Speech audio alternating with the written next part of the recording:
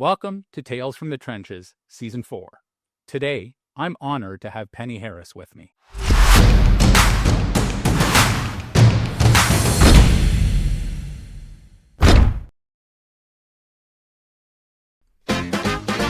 Here's a story of a fundraiser who was launching his very own web show. Each episode is very short due to edits, so it can really flow. Here's a story of a podcast guest star who was busy raising money of their own. They were each great in their own way, fundraising in the zone. Till the one day when Jack asked a guest to join him, and they knew it was much more than a jest, that these guests must somehow form a resource.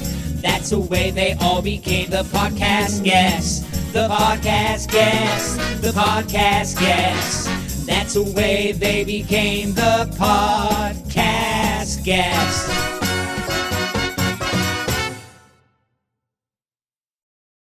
Penny Harris coaches nonprofit leaders, including fundraisers, to focus on the mission to renew donors and make them partners providing a community service.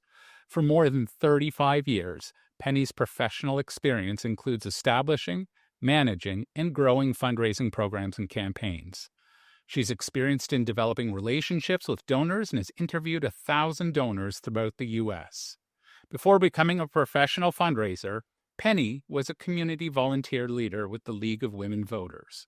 For 10 years, she served at the local, state, and national level.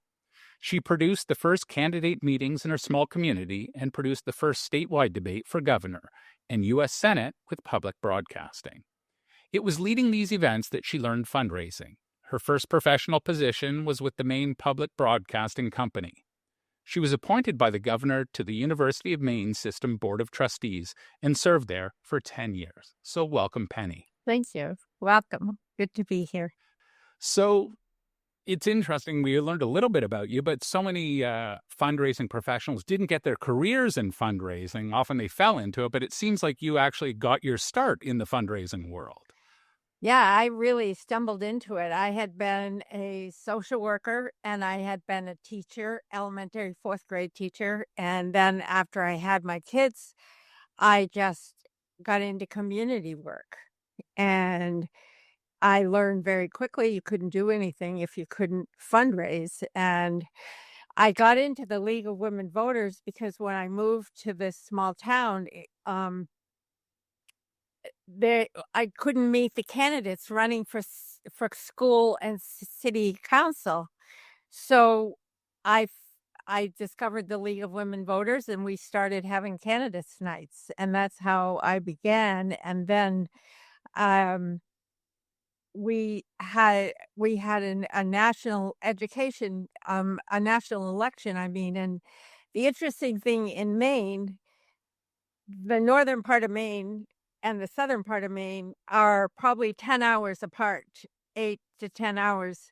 So it's easy for people in Maine not to get the same information. Candidates run around and that was my motivation. And my very first fundraising was I called up this local bank president, and I said, I got this idea for a debate, and I don't know if you're interested, but maybe you would like to support if you like the idea. So we talked about the idea and he jumped on it. He told me who to invite other large companies in Maine, and he opened the door for me for those. And that was my beginning in fundraising. Oh my gosh. So you must have been like the head cook and bottle washer in those days. Must have been. Wow.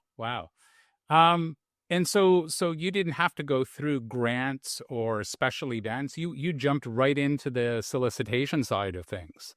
Yeah, and I think that's where all of my beliefs today, as I've processed and reflected and went through all kinds of different experiences, that the biggest influence on me was that whole community service, because it's so human, and you're not connected to all this professional, so you're just like, just talked to the president of the bank. I got this idea. What do you think about it? And so he probably checked me out and things, but then he wanted to do it, and he thought that would be good, and I think even personally wanted to, so he just jumped in and helped me raise the money, and then we had the event, which was very successful. In fact, the US senator said to me that won the election, he said, "Before that debate, I was 30 points behind." And after the debate, he went ahead and he actually won the election, and he gave that debate credit for it. My So, goodness. yeah, that's what I said. Wow. I couldn't. So you jumped into the fundraising world very much with the public broadcasting stuff Yeah. and to get those debates televised. How did you jump into the profession of fundraising then? Well, my daughter was going to college, and I was, leaning towards a divorce, and I needed to have an income. So, at that point, public broadcasting was looking for somebody to start and organize, and grow a business support where you see how support programs. So I applied because I knew them and I had worked with them, with the League of Women Voter Project, and I got hired, and so I just traveled around Maine to all the businesses and got the underwriting, and I think we increased it in 3 years. I was there for 3 years. I think we increased it something like 300%. We just, you know, things just happen. People want things. And fundraisers were included, like, I was included in the program development. So I asked him, I said, "Well, you have all these basketball tournaments and there's no company underwriting it." He said, "Oh, they don't want to do that." And I said, "Can I go test it? Can I talk with some people?" And they said, "Yes." I had it sold and out in 3 weeks, 2 weeks, 3 weeks, a month. Yeah. Isn't that a great takeaway? One of my greatest responses, "Oh, we can't ask Bob for money. He's times are tough for this." I'm like, Bob's a grown man. Let Bob decide. And some folks would be offended if you didn't ask them, Yes. right? If all their buddies are being part of it, what's wrong with me? Yeah. So you learn those kind of small things in life to never make up a donor's mind for them. You never know whether someone has or doesn't have, a big transformational money. Right. So where did you go after the public broadcasting? Then I was the first director of development it's called Eastern Maine Medical Center. It's the small medical center in our small town. And they were doing their first capital campaign. Now you got to know that didn't have a ton of experience or training. I was running on my intuition, and unfortunately, the boss that hired me, he passed about 8 months after that, and I was into a capital campaign, and they let me hire a consultant. I let him run the campaign and the structure and teach me how to do it, and then I ran all of the relationship parts of the campaign, and was just I ran it a lot like community. The employees, for example, they said, I told them, I said, you are to ask nobody for money if you supervise them. No supervisors can ask who they report to or report to them. And they said, "Oh, we won't raise money. Our other boss let us just ask like that." I said, "No, no." And I said, "It's not respectful." And in the end, more employees gave than ever before, and they gave more money. And that to me it just says it's not about the money, it's about how you feel and how you're connected to the mission. The mission of a campaign was to build the 6th floor of the hospital for children's care. And it ended up some of the maintenance people built this plywood structure of the campaign logo, and put it on the chimney so everybody in the city could see it when they drove by the hospital. And I think it just generated. Then the local paper started reporting on Saturday using I had a panda logo, and we in 13 months we met our goal, and we had 3,300 donors, and they all got recognized. And it was just a very community thing. And I used to go visit the kids in the children's because I wanted to learn from them so I could talk about what they wanted. And I had this little boy who had cystic fibrosis, and I was asking him about it because he spent a lot of time in the hospital. And he said to me, "You mean they're going to build something like this for us?" And I said, "Well, if we raise the money, we get it in the community, we'll have it." And he looked at me and he said, "Oh," he said, I hope I'm living to see it." Of course, by then there were tears in my eyes. But that at the ribbon cutting, which one of our major donors was Stephen King. He lived there in the local area, but the national, international author. And I asked him, and he let the little boy cut the ribbon with him. Oh, And wow. this is how I see fundraising. That, it's just, it's the mission everybody gets around. It's not the money. The money is the tool people use to get what they want. Exactly, exactly. And in an ideal world, we'd all kind of go to sleep and wake up in the morning, and there'd be a pile of money in the Yes. bank account to be able to do everything that we need to do. But most people need to be asked Yes. a couple of times to remind them of their priorities. But other than community foundations, and even that you can kind of play with a little bit, money should never be the end goal, right? It's a means to an end. You have Right. this is the situation today. This is the problem. This is our solution tomorrow. And to get from point A to point B, we just need some money.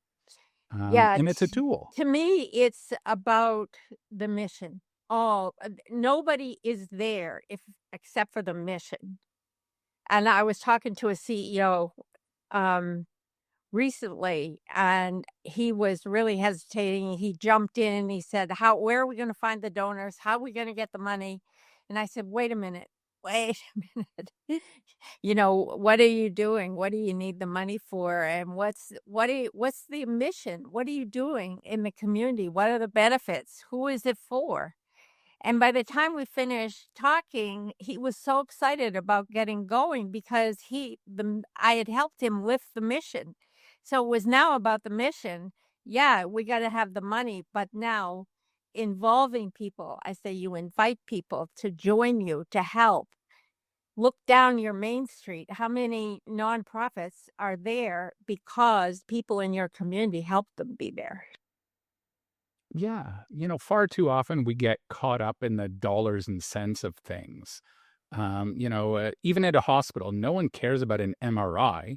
They want to cure cancer. Right. Right? Exactly. That's what they want. It's even an MRI, it's a tool, right? All the stuff in the Yep. hospitals are just tools for us to either live longer or live better or live healthier, however you want to phrase it.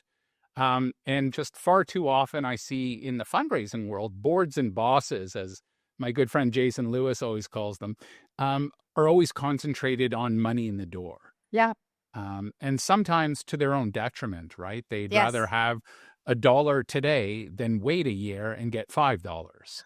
Well, Um, yes, and we're doing that as fundraisers. We're doing that. We can stop that. And to me, that's why I've created like mission-centered giving, because it's about the mission, and and a lot of the vocabulary of the fundraising is awful. It's money, like retention, which makes the fundraiser feel responsible. And if somebody says no, they feel they failed, that they screwed up. And that takes away the agency of the donor, because the donor has a right to decide whether they want to give or not. And so I I think I use the word, that's why I use the word renewal. because that means you're deciding if you want to give. If I say retention, I'm gonna focus on retaining your gift, not you, your gift. Right, right. And, and the economies ebb and flow, right? There's good days and bad Right. days, and so many times, fundraisers are faced with that huge pressure, and a lot of it is artificial, right? Oh, we need to hit this number by budget, Yeah. um, and then there's that converse side that you get all those letters in December that says, "Hey, remember, December 31st is the last day of the year that you can claim a charitable donation." And that to me is probably one of the most offensive letters in the world. I couldn't So if I agree more, I'll so tell if I you. wanted to give you 10,000 in January, you wouldn't accept it? Like it's who cares, right? Like it has to work for my timetable. I'm not Well, motivated by a year end. yeah. Well, I can tell you that I gave 4 gifts last year at the end of the year, and I got no thank yous. And I called each organization and talked with them about it. And it's people I don't know. They're only seeing they get the money and they celebrate the money. When you have this celebration after a campaign, you're celebrating the money. Wait a minute. Let's hear from the people who gave the money. Forget how much they gave you, because look what we have as a result of generosity and building community. And the I just think we have to take that focus off the money and put it on the mission. You know, we don't need names on a wall, you know, or a building. I had a 7+ figure donor tell me, and she and her husband have their name on the building, and they said it was the worst giving experience they ever had, and they went and formed a donor advised fund. Penny, it has been an absolute pleasure getting to chat with you. There's a reason that you've been in the business so long. Your passion just shines through, Thank and I you. think anyone who chats with you sees that. If people wanted to get hold of you, how would they go about doing that? Well, my email is penny@Renewable Philanthropy, and I'm on LinkedIn. That's probably the quickest way, and I'm on Substack, but I think that's a little harder. I think LinkedIn is probably the best, and my email, penny@Renewable Philanthropy, and I have a website, too, which is renewablephilanthropy.com, which needs to be Amazing. updated. Amazing. Penny, thank you so much for your time. I really Thank you. appreciate it. It's been fun to talk with you. Yeah, thank you very much.